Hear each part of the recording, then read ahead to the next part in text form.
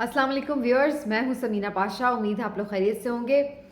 Viewers, बड़ा ही important सा एक इस वक्त ये टाइम चल रहा है, क्योंकि सुप्रीम कोर्ट ऑफ पाकिस्तान के लिए पहले तो मामला ये था कि आइन की बालादस्ती के तहत 90 रोज़ इंतखाबात का हुक्म है आइन में, तो होना चाहिए।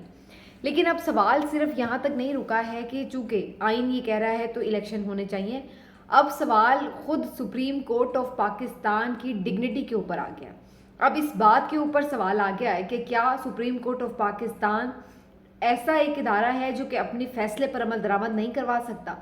और अब बात यहाँ तक आ चुकी है कि ये देखना होगा कि सुप्रीम कोर्ट ऑफ पाकिस्तान के चीफ जस्टिस साहब कैसे इस बात को यकीनी बनाते हैं कि उनके इदारे को जिस तरह से तौहीन आमेज तरीके से अंडरमाइन करने की कोशिश की जा रही है, वो उसकी साख बचाने के लिए और उसकी ताकत दिखाने के लिए क्या कर सकते हैं। ये है बुनियादी सवाल।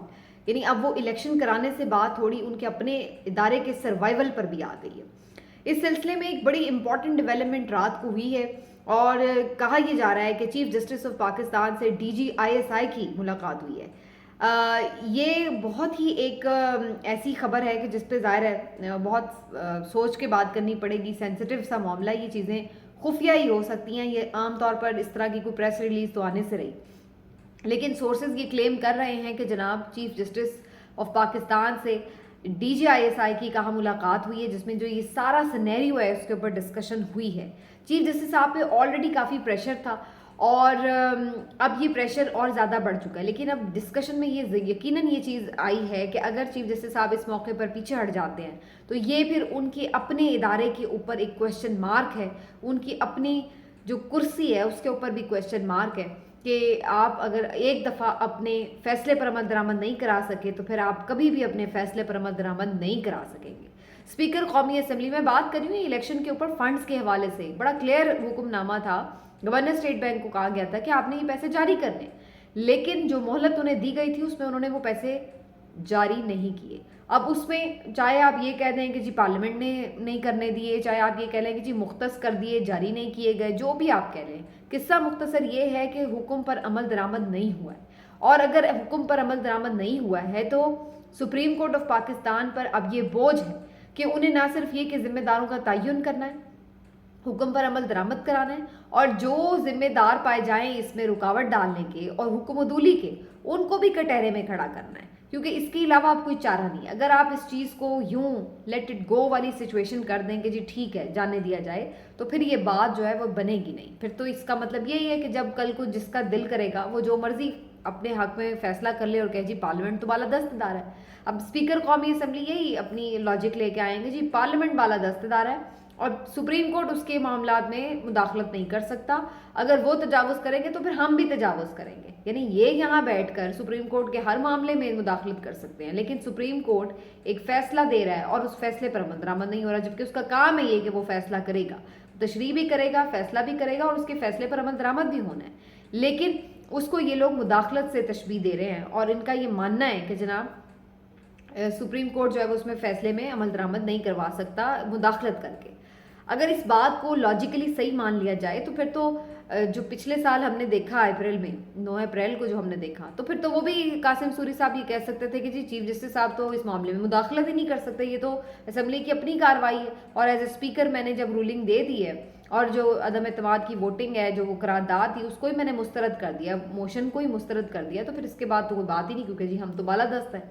लेकिन उस वक्त यही सारे लोग उस फैसले पे, सुप्रीम कोर्ट के खुद नोटिस के फैसले पे अप्रिशिएट कर रहे थे कि जी आइन की बालादस्ती के लिए, आइन को बचाने के लिए ये लोग बीच में आ गए।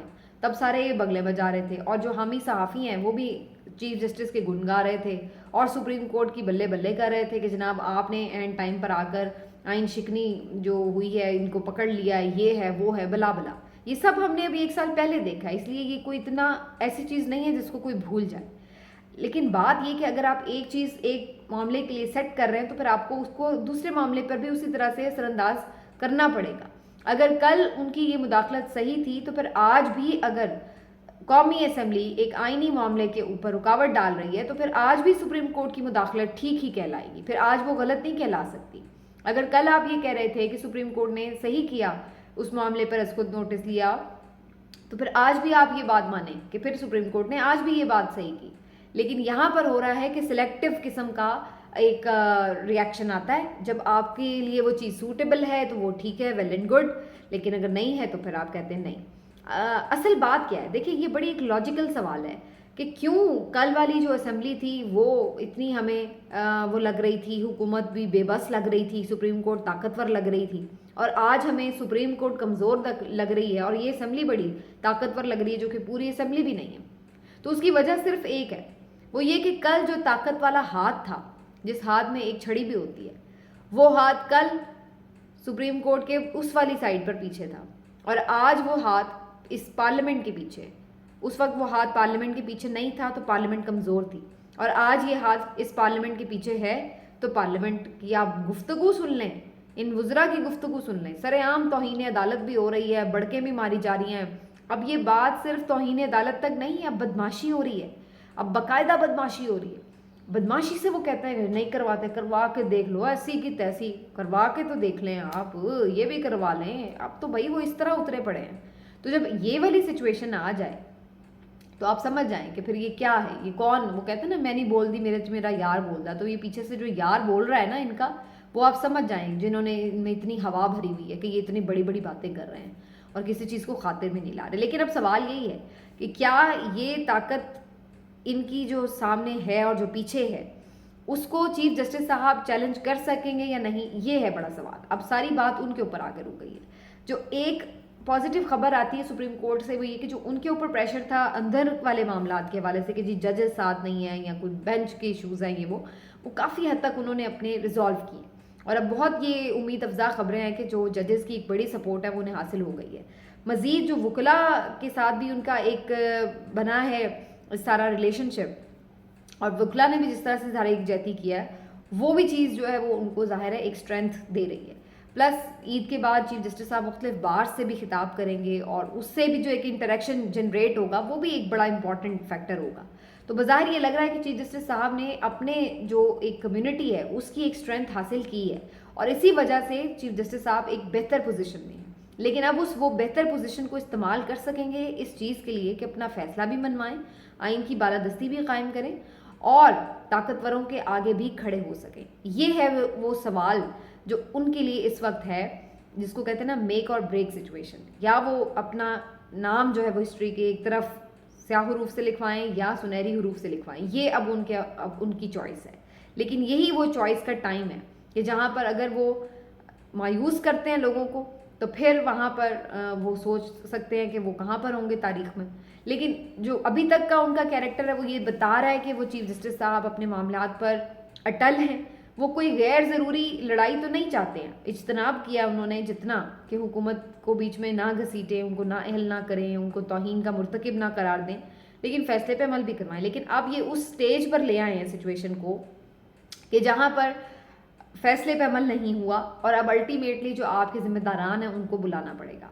اور اب یہی بیسکلی آپ کو ان کا جو اگلی سماعت ہے اس میں یہ سارا جو ان کا ریئیکشن ہوگا، جو ان کا حکم ہوگا، وہ آپ کو ریویل کرے گا کہ انہوں نے کیا سوچا ہے، انہوں نے کیا ڈیسائیڈ کیا ہے، اور جو اہم ملاقات ان سے ہوئی ہے اس کے بعد وہ کہاں پر کھڑے ہیں. یہ وہ فیصلہ آپ کو سارا ریویل کر دے گا. اس سے اندازہ ہو جائے گا کہ آئندہ کا مستقبل کا منظرنامہ پاکستان کے لیے کیا بننے جا رہا ہے. تھوڑی میں یہ ضرور بات کروں گی کہ آزاد کشمیر کی الیکشن میں نے آپ کو بتایا تھا کہ جو جوڑ توڑ جاری وہ سٹل ابھی تک جاری تھی، اور کچھ ریزسٹنس دکھائی ہے جو ابھی تک بندے ان سے مینیج نہیں ہوئے، اس لیے نئے وزیر اعظم کا انتخاب نہیں ہو سکا. لیکن ایک افسوسناک واقعہ بھی وہاں پر پیش آیا. ایک رکن ان کا جو کہ بعد میں اپنی وفاداری جس نے تبدیل کی وہ کارکنان کے ہتھے چڑھ گیا اور اس کی انہوں نے خوب ٹھکائی کی، لہو لہان کر دیا. اس کی پکچر بھی بڑی چل رہی ہے سوشل میڈیا پر. تو یہ بڑا انفارچونیٹ ہے دیکھنا کہ فزیکلی جو ہے وہ کسی ممبر اسمبلی کے ساتھ اس طرح کا سلوک ہوا ہے. اور اس پہ اب دو طرح کی رائے تھی. بہت سارے لوگ کہہ رہے ہیں کہ جی دیکھیں جو لوٹے بنیں گے ان کے ساتھ اب عوام اس حد تک جا رہی ہے، تو یہ ایک خوف پیدا ہونا چاہیے لوگوں کے دلوں میں کہ جناب ہم نے یہ کام نہیں کرنی، وفاداری تبدیل نہیں کرنی. لیکن میں ذاتی طور پر سمجھتی ہوں کہ اس لیول پہ جا کر اس طرح کا ریئیکشن یہ کوئی مناسب بات نہیں ہے. ووٹرز کے پاس بہت طریقے ہیں کہ وہ اپنا غصہ شو کر سکتے ہیں. آپ انہیں آئندہ کے لیے جب بھی ووٹ کرنے جائیں تو آپ اپنا ووٹ نہ کر کے ان کے لیے ان کے اگینسٹ ووٹ کر کے اپنا غم و غصہ شو کر سکتے ہیں. لیکن فزیکلی پکڑ کے مارنا پیٹنا لہولہان کرنا یہ کسی بھی طور اس کی اجازت نہیں دی جا سکتی. یہ کوئی مہذب معاشرے میں اس قسم کی حرکتیں تو ظاہر ہے آپ موب اگر کنٹرول کرنے لگے گا چیزیں تو پھر اگین وہی بات ہے, یہ تو انارکی والی سچویشن ہے. تو اس چیز کو تو انکریج نہیں کیا جا سکتا, یہ انفارچونیٹ ہے.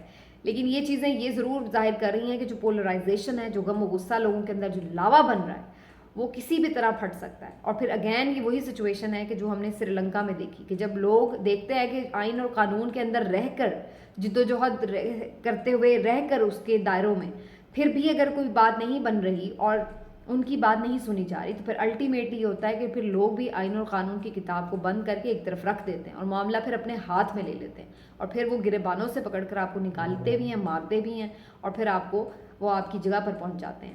تو یہ سچویشن آنے سے پہلے کہ جب آپ لوگوں کو یہ کہہ رہے ہوں, ان پہ الزام لگا رہے ہوں کہ جی یہاں پر آئین شکنی ہو گئی یا لوگوں نے قانون ہاتھ میں لے لیا, اس سے پہلے اس چیز کو انڈرسٹینڈ کریں کہ کیا آپ قانون پہ عمل کر رہے ہیں یا نہیں.